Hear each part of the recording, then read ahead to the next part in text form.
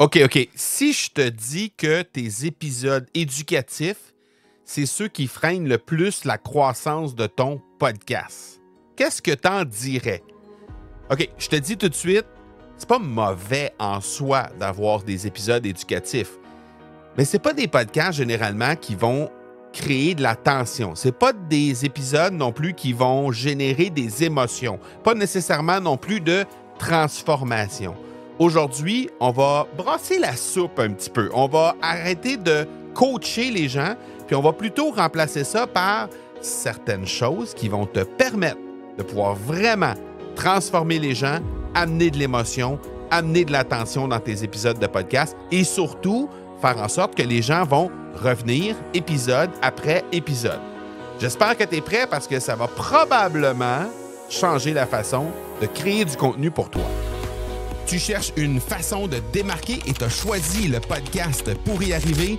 Que tu aies lancé ou non un podcast en ce moment, tu es au bon endroit. Mon nom est Marco Bernard et avec l'Académie du podcast, j'ai aidé plus de 1000 francophones de 15 pays différents à se lancer dans le merveilleux monde du podcast depuis 2018. Je t'aide à maximiser l'impact positif que tu veux avoir auprès de ceux que tu souhaites attirer comme clients et ainsi cesser d'être le secret le mieux gardé de ton domaine en utilisant le podcast. T'es-tu déjà posé la question pourquoi est-ce que tu crées trop ou que du contenu éducatif sur ton podcast? Tu es en mode professeur, tu es en mode enseignement parce que, pourquoi c'est rassurant? C'est rassurant, c'est l'exemple que tu as toujours eu. Tu étais à la petite école, tu t'es dit, quelqu'un qui est enseignant m'a transformé, m'a amené à me transformer et donc, je vais juste répliquer ça et essayer d'influencer les gens en leur donnant une foule d'informations. Alors, tu t'es dit, si j'apprends des choses à mon audience, à mes auditeurs, elle va me respecter, elle va m'aimer, puis finalement, elle va m'acheter.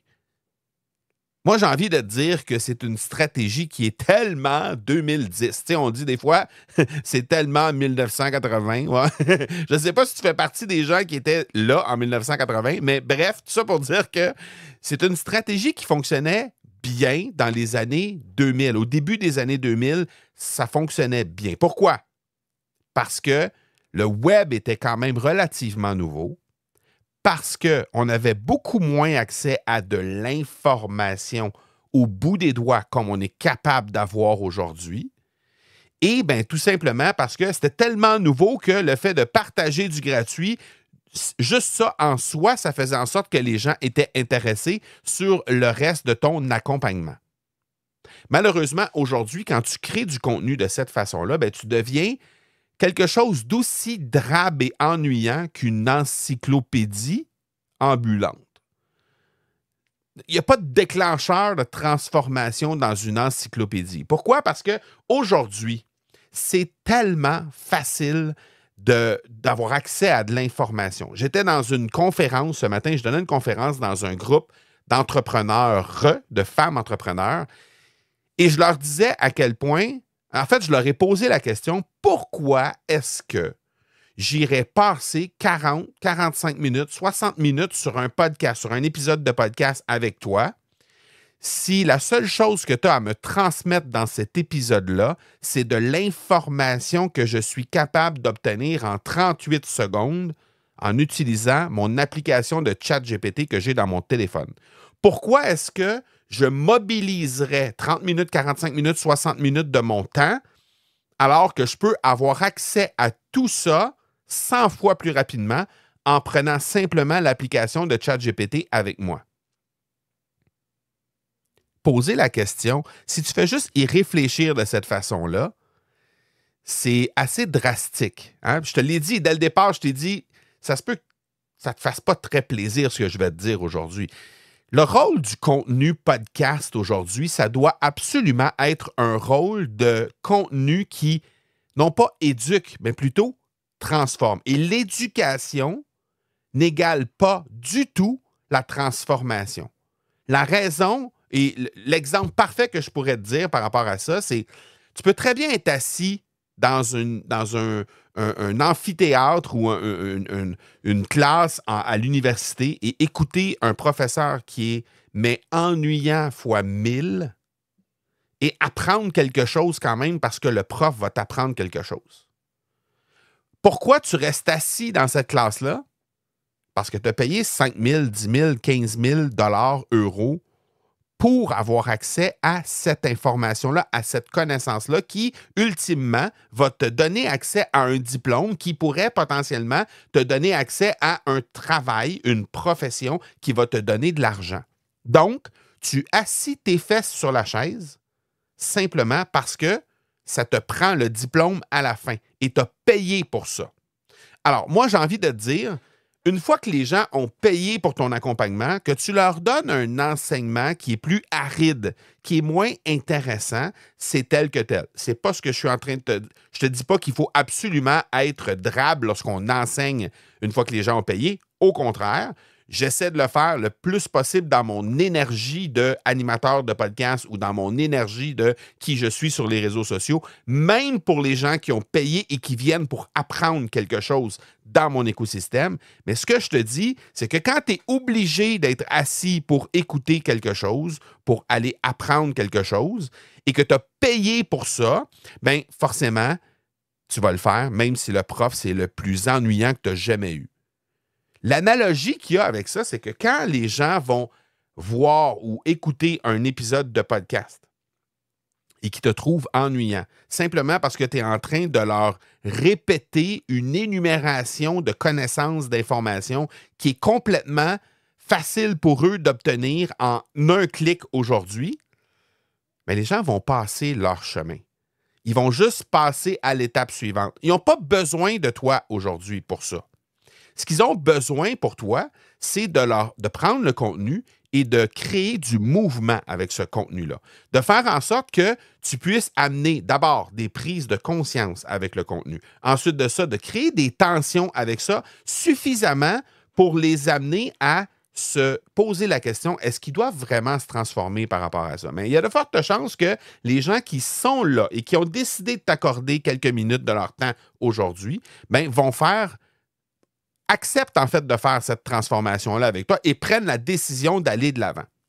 L'éducation seule, ça crée peut-être de l'admiration, mais ça crée rarement de l'action et de la transformation. Alors, le danger de tout ça, le danger de se mettre de l'avant et de pouvoir mettre plein d'informations, c'est que les gens en fassent une overdose, fassent de l'infobésité, tout simplement. Les gens veulent du changement. Ils ne veulent pas un cours magistral. Ils veulent du changement. Ils veulent se faire inspirer. Ils veulent se faire passer à l'action. Ils veulent prendre conscience de leur état actuel et que tu leur indiques qu'il y a un chemin pour avoir une vie meilleure de l'autre côté. Je te donne un exemple. Il y a eu une de nos académiciennes qui, à un moment donné, a eu accès à un des tout premiers hot seats. Donc, hot là, dans le sens de chaud et seat dans le sens de siège, à l'époque du club, au tout début du club Momentum. Donc là, on recule en 2020 et notre académicienne qui s'appelle Séverine animait un podcast et là, elle dépose trois épisodes de podcast que les gens viennent analyser et lui font un retour sur le truc. Et le retour qu'ils avaient fait à Séverine, c'était dithyrambique sur le plan de l'information qu'on trouvait dans son podcast. Les gens étaient unanimes, c'était riche, ça n'avait aucun sens et il y avait vraiment énormément de valeur derrière chaque épisode de contenu que Séverine livrait. L'enjeu qu'il y a avec ça, c'est que, et là je te pose la question, toi présentement, tu m'écoutes, OK? Et je t'invite même à venir interagir sur les réseaux sociaux, tu vas voir, dans quelques instants, je te fais une invitation et je vais te dire de me donner, de faire une action précise, mais si tu as envie de le dire, si tu as envie de discuter avec moi sur ça, tu me diras en ce moment même, là, au moment où je dis ces mots, qu'est-ce que tu fais physiquement? Tu fais quoi? Est-ce que tu es en train de marcher? Est-ce que tu es en voiture? Est-ce que tu es en déplacement? Est-ce que tu es en train de faire des tâches ménagères? Est-ce que tu es au bureau? Qu'est-ce que tu fais en ce moment même, au moment où je te dis ces mots-là?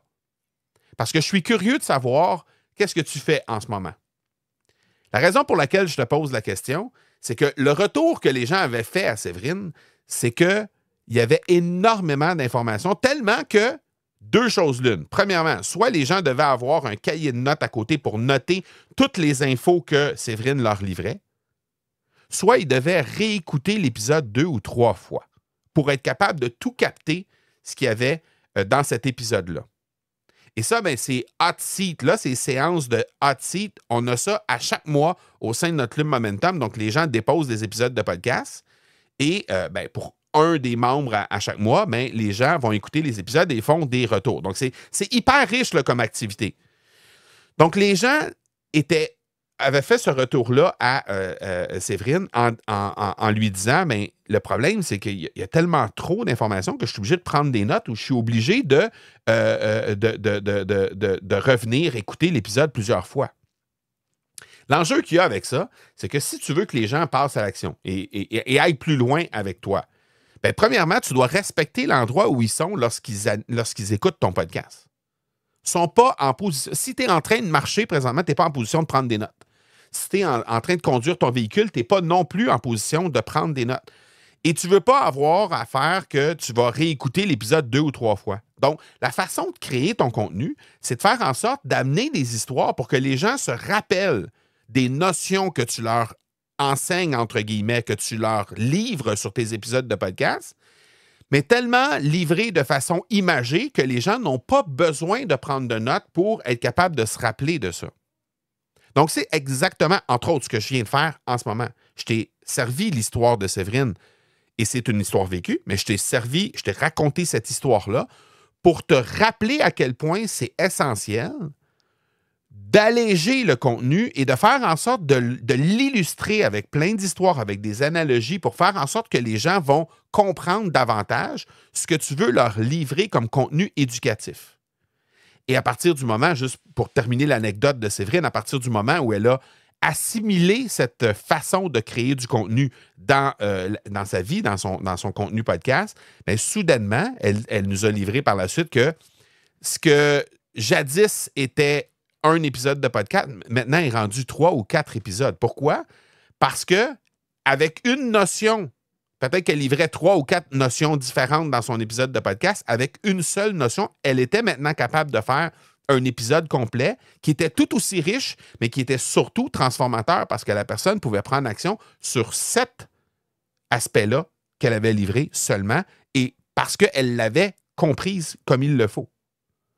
Donc, ton podcast peut être bien plus juste un canal éducatif. Ça devient à ce moment-là ni plus ni moins qu'un levier d'influence, un levier de mouvement, un levier qui fait en sorte que tu vas pouvoir aider les gens à se transformer, à acquérir de petites victoires à chaque épisode, de petites prises de conscience à chaque épisode qu'ils peuvent mettre en place. Donc, aujourd'hui, si je ne peux que semer cet aspect-là dans ta tête aujourd'hui, l'importance de ne pas faire que du contenu coaching, mais de faire autre type de contenu, puis on va en parler dans quelques instants, bien, ce sera ça. Et si cette semence-là, aujourd'hui, crée peut-être une nouvelle habitude pour toi de créer du contenu, ou au moins d'avoir la conscience de pouvoir créer autre chose que du contenu éducatif, bien, on aura rempli notre mandat pour cet épisode-là. Tout simplement. Donc, tu dois oser réduire la partie éducative de tes contenus pour en augmenter l'impact. Et je sais peut-être que pour toi, là, présentement, ça te paraît un peu contre-intuitif, mais ce n'est pas du tout le cas. En fait, ça augmente significativement l'impact que tu vas avoir avec ton contenu, simplement en réduisant le nombre d'informations que tu vas avoir. Je te raconte une autre histoire que j'ai déjà vécue, puis tu vas voir à quel point le fait de laisser la place à l'émotion et laisser la place à tous les sens dans un épisode de podcast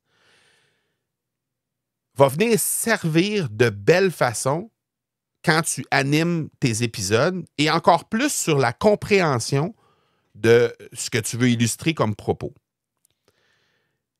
En 2018, j'ai fait mon tout premier voyage en Europe. J'ai eu la chance d'accompagner des jeunes entrepreneurs. À l'époque, je faisais du mentorat. Et j'ai eu la chance d'accompagner de jeunes entrepreneurs qui voulaient exporter leurs produits ou leurs services outre-mer. Donc, essentiellement, c'était des Québécois. C'était un groupe d'une quinzaine de jeunes. Dans la majorité des cas, c'était des gens dans la vingtaine qui voulaient exporter et développer leur business de l'autre côté de l'Atlantique. Alors, j'accompagne les gens à Paris. Et pour la toute première fois, je suis amené à déguster un gin. Donc, je n'étais pas un buveur de gin. Je n'avais jamais bu de gin de ma vie. Mais il y a un de ces entrepreneurs-là, qui s'appelle Jean-Philippe, et qui est propriétaire d'une distillerie au lac Saint-Jean.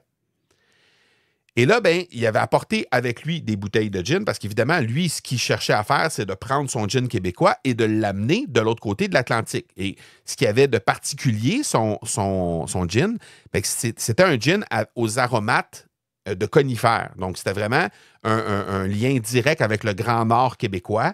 Et évidemment, ben, ça faisait en sorte que ça amenait un goût complètement unique et différent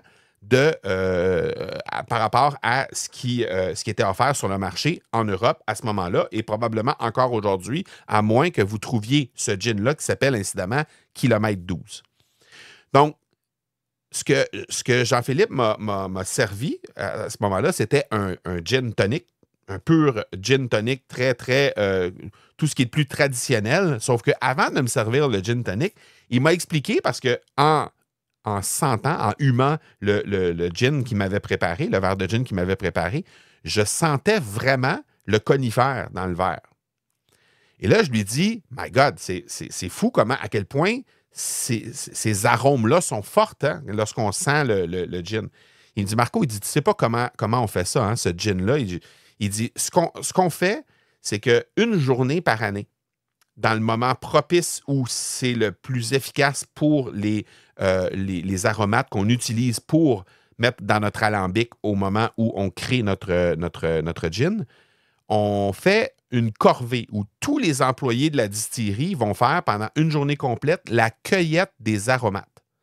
Et là, ils partent dans le boisé derrière la distillerie parce que la distillerie en question est située au Mont-Valin, qui est vraiment en pleine forêt. Et là, ils partent dans le boisé derrière et ils vont cueillir les aromates qui sont essentiellement des aromates de conifères, de sapinage. Et ils vont cueillir, donc avec des sacs, ils vont emmagasiner une foule d'aromates, en fait, de branches, pour être capable de donner cette saveur-là et cet arôme-là au gin lorsque viendra le temps de distiller la fameuse alcool. Et là, il m'expliquait ça, puis il me disait que par la suite, lorsqu'il revenait à la distillerie, ben, il prenait les aromates et il avait aménagé un humidor à l'intérieur de la distillerie pour justement être en mesure de conserver ça à l'année longue jusqu'à l'année suivante, au moment où il referait une autre corvée pour être capable d'aller cueillir ces aromates-là. Jean-Philippe ne m'a jamais parlé de comment techniquement il faisait du gin. Que la baie de Genève, qui était plus souvent qu'autrement utilisée pour faire le gin, que c'était ça. Puis il ne m'a pas enseigné les proportions ou le nombre de pourcentage qu'il y avait d'alcool. Il ne m'a pas enseigné comment concrètement faire assembler le gin tonic dans le verre. Il ne m'a pas donné un cours sur le gin en tant que tel. Il m'a raconté une histoire que je suis maintenant capable de raconter moi-même, même si je n'ai aucune connaissance sur comment créer du gin.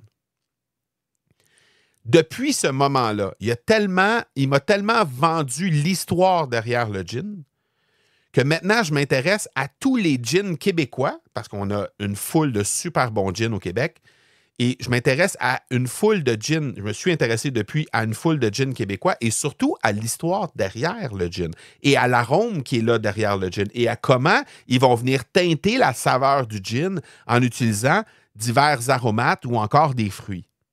Ce qui fait qu'aujourd'hui, l'alcool que j'ai le plus dans mon bar à la maison, avec plus d'une quinzaine de bouteilles différentes, ben c'est le gin. Alors qu'à ce moment-là, en 2018, je n'avais jamais bu une goutte de gin de ma vie. Donc lui, il m'a donné envie d'en savoir plus sur le monde du gin, simplement parce qu'il m'a raconté une histoire de travail d'équipe, qui m'a raconté une histoire de à quel point lorsqu'ils allaient dans le boisé derrière, il y avait tous ces arômes-là qui étaient là et c'est comme ça qu'ils avaient découvert les différents arômes qu'ils allaient intégrer avec leur gin directement.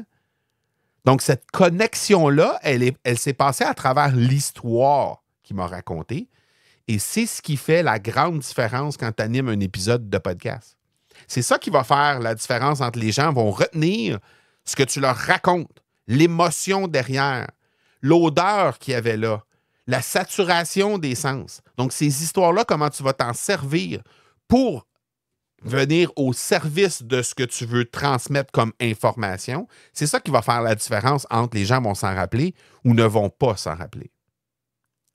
Et chez nous, comment ça s'appelle ça? Bien, ça s'appelle du contenu 4C, parce qu'il y a 4 façons différentes de créer du contenu. Il y a évidemment du contenu coaching. Parce que oui, il faut créer du contenu coaching. Oui, c'est important de démontrer aux gens que tu as des connaissances puis tu es capable de les aider avec les connaissances que tu as. Mais il y a aussi du contenu de type connexion, où tu vas leur démontrer à quel point tu les comprends et que tu es en mesure d'être leur ami. Il y a aussi le contenu crédibilité et le contenu crédibilité ciblage qui va vraiment venir certifier aux gens que, premièrement, ce que tu proposes, ben, c'est crédible. Il y a des gens qui sont déjà passés par là et qui se sont déjà transformés, mais qu'en plus, eux, ça les touche directement. Donc, un contenu qui est ciblé directement pour eux. Et finalement, le 4e contenu, c'est le 4e C de 4C, c'est le contenu contradictoire. Donc, ça, c'est un contenu qui est beaucoup plus incisif, mais qui va en même temps te permettre de t'inscrire à titre de leader de ton domaine à toi. Donc, de t'inscrire en faux, peut-être sur certaines choses qui sont généralement acceptées ou généralement véhiculées dans ta thématique de podcast. Mais toi, tu vas oser t'inscrire en faux par rapport à ça pour que justement les gens réalisent que ben, toi, tu n'es pas simplement en train de répéter les mêmes informations ou les mêmes choses que les autres de ton domaine, de ta thématique font, mais que tu es capable de faire, tu as le discernement d'arriver avec des idées qui sont à contre-courant, peut-être, de ce qui se fait normalement et qui viennent briser les croyances que ces gens-là ont en faisant du contenu de type contradictoire. Et ça, ce type de contenu-là, ben, tu vas créer ça, grosso modo, à un pourcentage, à un ratio qui va se ressembler à peu près un quart, à peu près, OK? Dans une niche qui est un peu plus résistante au changement, ben, tu vas créer un peu moins de contenu contradictoire et peut-être un peu plus de contenu éducatif. Alors que quand tu y es dans une niche qui est prête à entendre le changement, qui est prête à bouger vers l'avant, si les gens qui écoutent ton podcast, si les gens que tu souhaites avoir comme clients sont des gens qui sont prêts à avancer, bien à ce moment-là, tu peux te rapprocher à du 25, 25, 25, 25 et tu pourrais même aller jusqu'à 40 de contenu contradictoire et peut-être enlever un petit 5 dans les autres façons de créer le contenu pour faire en sorte que tu puisses vraiment avoir quelque chose de varié, de hyper pertinent qui va te permettre de connecter avec les gens et qui va à la fois te permettre de t'asseoir dans une chaise de leader dans ton domaine et faire en sorte que les gens vont réellement se transformer épisode après épisode. Donc maintenant, là, je le sais, tu me dis, oui, mais Marco, c'est beau, je comprends qu'on peut remplacer le contenu éducatif par du contenu connexion, du contenu contradictoire ou encore du contenu crédibilité ciblage. Je comprends ça. Comment je fais ça maintenant? Tu veux en savoir plus? Bien, écoute, je t'invite à venir sur Instagram et venir parler avec moi. Donc, tu viens sur notre compte de l'Académie du podcast. Tu m'envoies un message privé et tu inscris tout simplement 4C. C'est tout. Juste ça, OK? Tu envoies le message. Et par la suite, si ça t'intéresse qu'on s'amuse un peu, ben dis-moi où tu étais en écoutant cet épisode. Qu'est-ce que tu faisais en écoutant cet épisode? Juste pour venir appuyer encore plus sur le fait que tu n'étais peut-être pas en position de prendre des notes. Tu n'étais peut-être pas en position non plus de vraiment faire une introspection très détaillée sur ce que j'allais te donner sur ce contenu-là, mais que finalement, tu y as quand même accédé. Tu as quand même très bien compris ce que je voulais faire et il y a quand même beaucoup de valeur derrière le contenu que je t'ai livré. Donc, n'hésite pas à venir nous voir @academypodcast, @academypodcast. Et tu m'envoies 4C pour qu'on puisse discuter déjà d'abord du type de contenu que tu peux créer et qui peut t'aider définitivement à augmenter le nombre de personnes qui vont être intéressées, augmenter la transformation, l'impact de ton contenu, mais aussi, juste de façon plus ludique, je dirais, répondre à la question « Qu'est-ce que tu faisais pendant cet épisode? » Voilà pour cette semaine. J'espère que ça t'a aidé. J'espère que ça va allumer peut-être une petite lumière, une petite étincelle en toi pour créer d'autres choses que du contenu éducatif dans ton podcast. Eh bien, on se reparle la semaine prochaine. Ciao, ciao.